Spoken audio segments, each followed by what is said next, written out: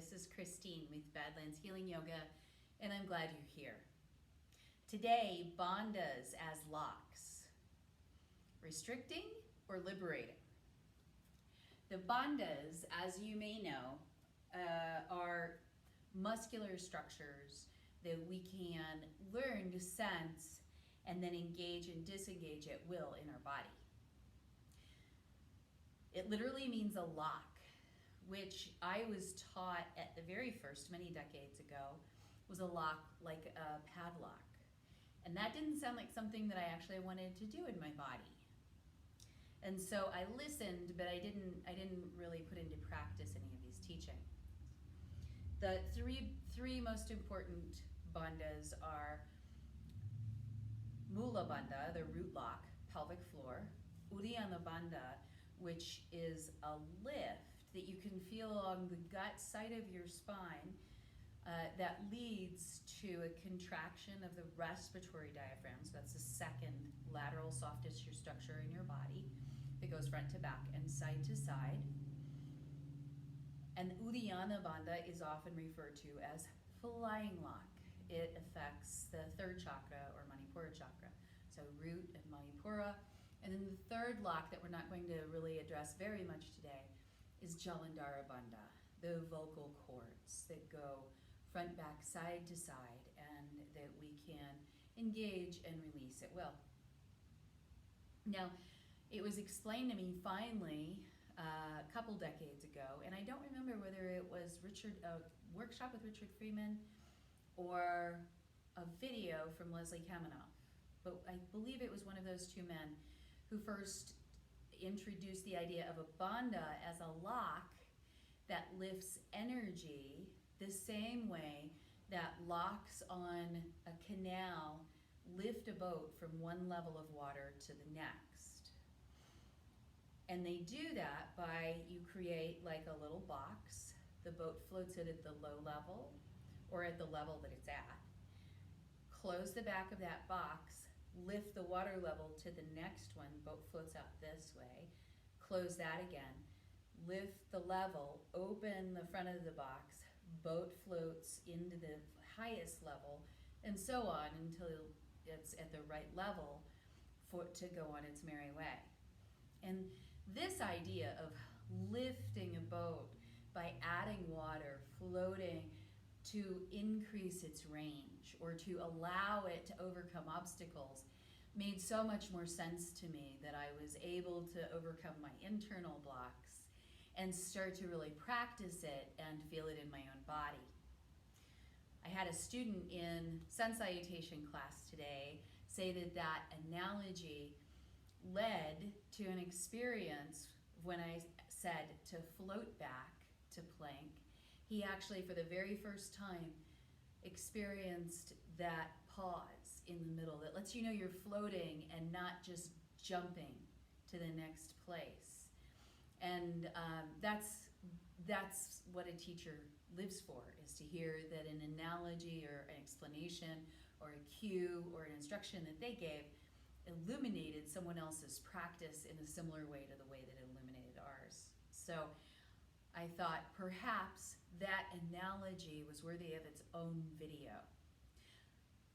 These locks I usually refer to in our practice as true core. And the way I usually cue it is elevator, drawstring, and zipper.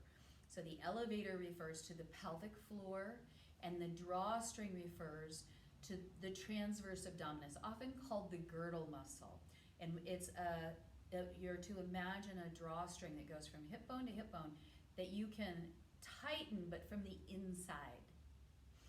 Now, the transverse isn't necessary, it's not directly one of the bandhas, but frequently we're able to sense this contraction before we can sense and at will engage and release the pelvic floor muscles. So some of the classic ways to cue the pelvic floor lifting are Kegel exercises, to squeeze the glutes. And another way is to imagine your pelvic floor goes from sitting bone to sitting bone. And it does. Those are some of its anchoring points. And then with a neutral pelvis, draw your sitting bones toward each other. And you'll be getting a sense of the overall lift, right? The squeezing the back or the squeezing the flow from the front. Those both get regional parts of the pelvic floor. And what we're looking for is this sort of even lift through the pelvic floor of Mula Bandha that we can choose to engage, to support the lower spine, particularly in active yoga practices, and we can choose to release. And this release portion is very important because the next diaphragm, the respiratory diaphragm, the sort of focus of Uddiyana bandha, or the flying lock,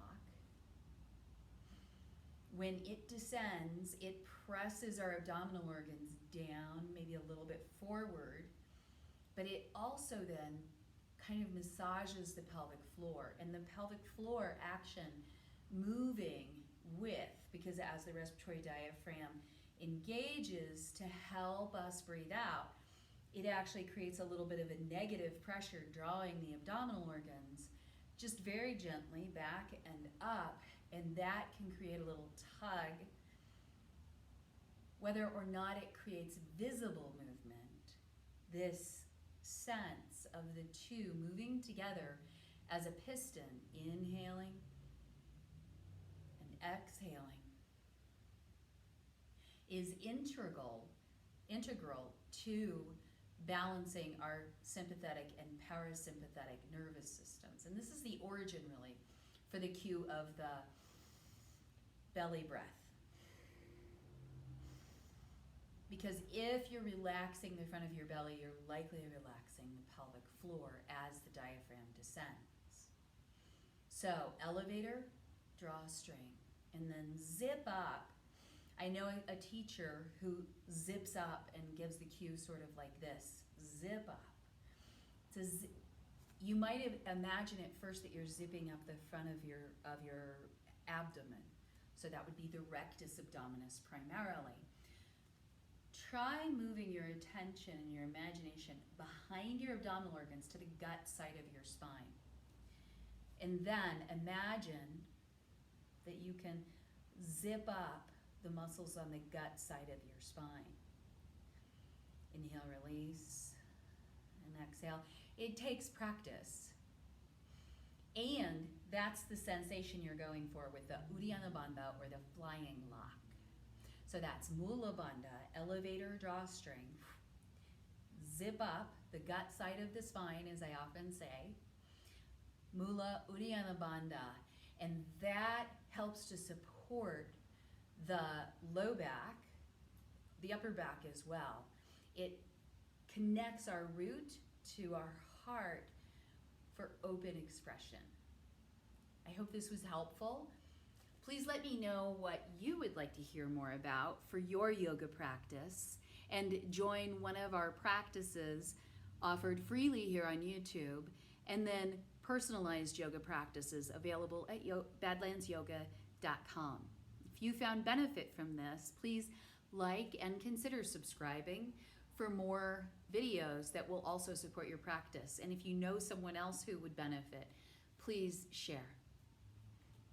Jai, happy Yoga Day.